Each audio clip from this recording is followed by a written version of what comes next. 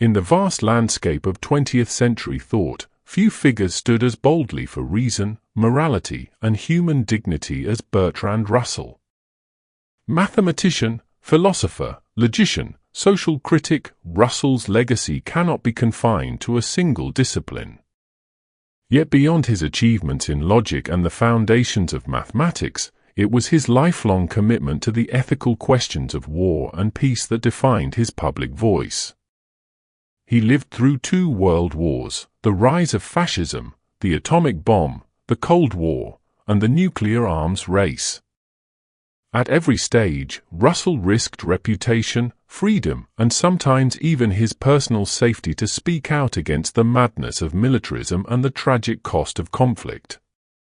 To understand Russell's stance is to understand a man who believed that human reason could, and must, triumph over humanity's destructive instincts. To truly appreciate Bertrand Russell's courageous stand, we must first see the world into which he was born. Russell entered the world in 1872, in a Britain still basking in the power of its empire. The Victorian age believed in progress, industry, and the superiority of its civilization. But beneath this confidence lay class inequalities, imperial ambitions, and a willingness to use war as a political tool. Russell's upbringing was both privileged and tragic, orphaned at a young age, raised by his strict grandmother, and educated in the elite traditions of Cambridge. He became one of the century's leading logicians and thinkers, yet early in his life he also experienced deep bouts of loneliness and depression, struggles that would later inform his empathy for human suffering. When World War I erupted in 1914, Russell was not a young idealist ready to fight. He was already a respected philosopher in his 40s. What shocked him most was not only the outbreak of war itself but the enthusiasm with which so many intellectuals, politicians, and ordinary citizens greeted it.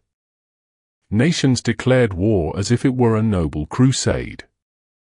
Propaganda filled newspapers, and dissenters were often branded as traitors. Russell, however, refused to accept the popular narrative. He saw the conflict as the product of imperial rivalries and human folly rather than moral necessity. His opposition to the war was not based on cowardice or naivety, it was grounded in a rational analysis of costs versus gains, of human suffering versus political ambition. During the First World War, Russell became one of Britain's most outspoken pacifists. He lectured, wrote articles, and publicly criticized the government's military policies. He argued that the war would devastate Europe, sow hatred for generations, and fail to bring about lasting peace. His speeches were not well received by authorities. In 1916, he lost his prestigious lectureship at Trinity College, Cambridge, for his anti-war activism. In 1918, he was even imprisoned for 6 months for writing an article that criticized the American government's treatment of conscientious objectors. Yet Russell did not waver. In his prison cell, he wrote essays and even a book, continuing to sharpen his critique of nationalism and militarism. To him, prison was a small price to pay compared to the millions who suffered and died in the trenches. Russell's ethical arguments against war were rooted in a profound respect for human life and a rationalist approach to solving conflicts. He believed that war, far from being inevitable, was often the result of poor political decisions, greed, and the failure of diplomacy. His pacifism, however, was not absolute. Unlike some idealists, Russell acknowledged that there might be rare cases where war could be justified, such as defending against a genocidal aggressor. But even in such cases, he insisted that every possible alternative to violence must be exhausted first. For Russell, the moral burden of starting a war was enormous, and those who initiated it bore responsibility for the suffering it unleashed. After the horrors of World War I, Russell hoped that humanity had learned its lesson. But the interwar period brought new challenges. The rise of fascist regimes in Italy and Germany, the global economic depression and political instability once again pushed the world toward conflict. Russell, ever the realist, recognized that the pacifism of the previous decade had not stopped the rise of tyranny. He reluctantly supported the fight against Nazi Germany during World War II, believing that Hitler's regime posed an existential threat to civilization itself. This shift demonstrates that Russell's stance was not dogmatic, his opposition to war was ethical, not absolute. He weighed the consequences and concluded that some conflicts, though tragic, might be unavoidable to prevent even greater evils. After the Second World War, Russell turned his attention to an even more terrifying threat: nuclear weapons. The atomic bombings of Hiroshima and Nagasaki had revealed humanity's capacity to annihilate itself in a single instant. As the Cold War escalated, with the United States and the Soviet Union racing to build larger and more destructive arsenals, Russell became one of the earliest and loudest voices warning of the catastrophic dangers of nuclear war. In 1955, alongside physicist Albert Einstein and other leading intellectuals, he issued the famous Russell-Einstein Manifesto. This document called on world leaders to recognize that nuclear war would mean the end of human civilization and to seek peaceful resolutions to conflicts instead. Russell's activism did not stop with the manifesto. In the late 1950s and early 1960s, well into his 80s, he helped found the Campaign for Nuclear Disarmament in Britain.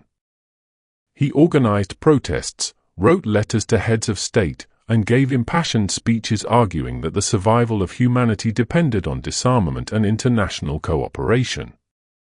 In his view, the Cold War arms race was not merely a political rivalry, it was a moral test of whether humanity could rise above fear and aggression to preserve life on Earth. One of Russell's most striking qualities was his courage to stand against popular opinion. In times when nationalism swept across Europe, when fear of communism gripped the West, or when patriotic fervor drowned out dissent, he maintained his commitment to reason and humanity. This courage often came at a cost: loss of academic positions, public vilification, and imprisonment. Yet Russell believed that speaking the truth was an ethical duty, particularly when silence would mean complicity in injustice or violence. Russell's philosophy of war and peace was inseparable from his broader ethical and political beliefs. At the core of his thought was the conviction that reason, compassion, and dialogue were the only sustainable foundations for human society. He argued that education should cultivate critical thinking, empathy, and a sense of global citizenship, rather than blind obedience to authority or tribal loyalty to the nation-state. For Russell, the path to peace began not in treaties alone but in transforming the minds and hearts of individuals to reject hatred and embrace cooperation. Another key theme in Russell's thought was the rejection of dogmatism, whether religious, political, or ideological. He saw dogmatic belief systems as dangerous because they encouraged fanaticism and justified violence in the name of a higher cause.